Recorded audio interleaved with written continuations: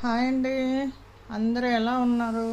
ఏంటి ఝాన్సీ గారు మిల్లెట్స్ చూపిస్తున్నారు అని అనుకుంటున్నారా?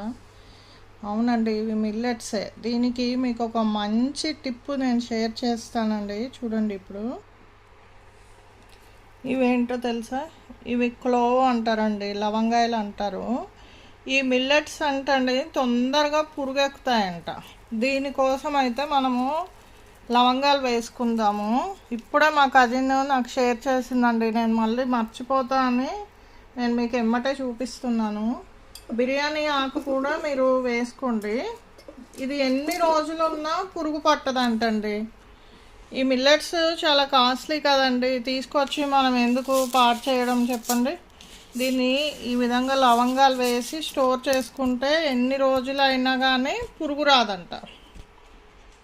Okay friends, boy friends.